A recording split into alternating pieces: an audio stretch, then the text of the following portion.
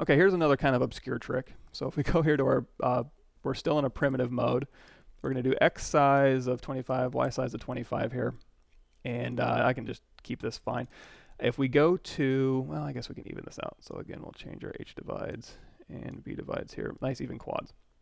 So if we want to, again, before we make this a non-primitive, it's still in a primitive state, so we can go to initialize here and do, you can taper the top or cap it different ways.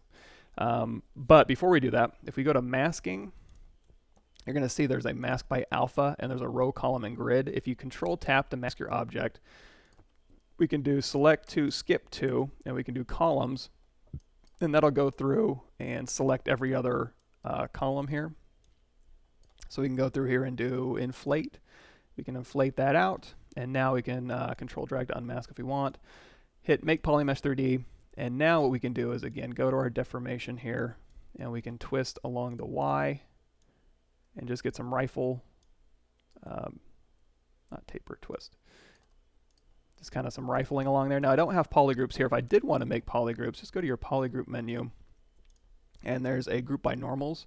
If you keep cranking this down, it'll start grabbing, based on your angle threshold, different polygroups. So now you can do a crease PG, very pretty, by the way, and then we can hit D, and that'll give us our dynamic smooth preview. And again, we can go to our geometry, smooth subdivisions up to 4, crease level like at maybe 2. We'll do Shift D to turn it off, D to turn it back on, and it'll give you a little bit of a nicer result.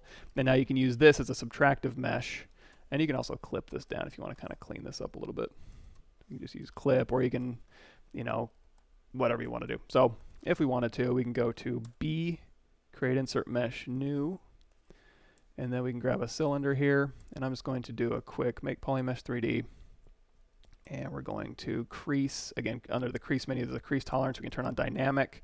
We can apply that so it's actual geometry, not just a preview. We can stretch this out. We can go to dynamesh here, turn off project, turn off blur. Resolution should be fine. Go ahead and crank in a dynamesh here. Go back to our brush here, our insert mesh brush that we made, and we can just, we'll hit X. We'll drag that right here, and we'll kind of reposition this so it's in the middle-ish. And then we can go and shove this right down the barrel here just to get our rifling going. There we go. And if I control drag again with dynamesh turned on, it's going to dynamesh it additive. I'm going to go into my polygroup menu where we just were. We're going to group as dynamesh sub. Control drag again, and now we've got a little rifle barreling in there. It's kind of cool. You are allowed to ask questions. Trevor, as we're allowed to ask questions, you can. I might not get to it, but I might miss it, so I apologize in advance if I do that, but feel free. Cool. Thanks for showing up, everybody.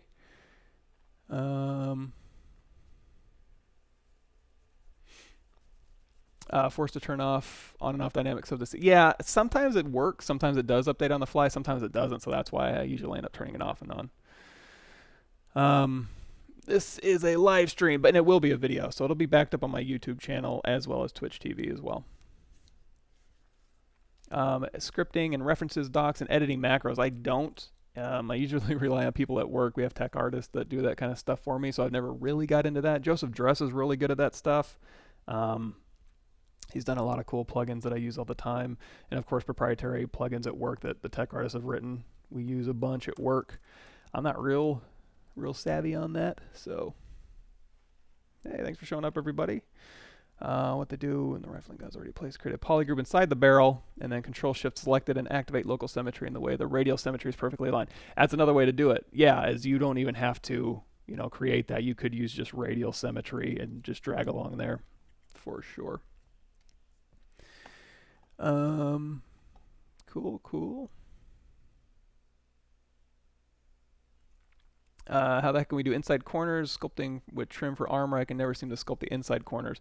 That I would probably end up doing H polish, holding down Alt. We can go over that in just a second. Yeah, okay. That's what I would usually do, but we could yeah, so so if they're new to ZBrush, you can grab the 45-day trial If you go to my playlist here, there's an Intro to ZBrush Part 1 you can watch for free. It's about 50 videos, and it's pretty linear. It'll walk you through how to get started in ZBrush from start to finish. Well, start to finishing the basics, and you can check that out. Anyways, avoid trim glitches.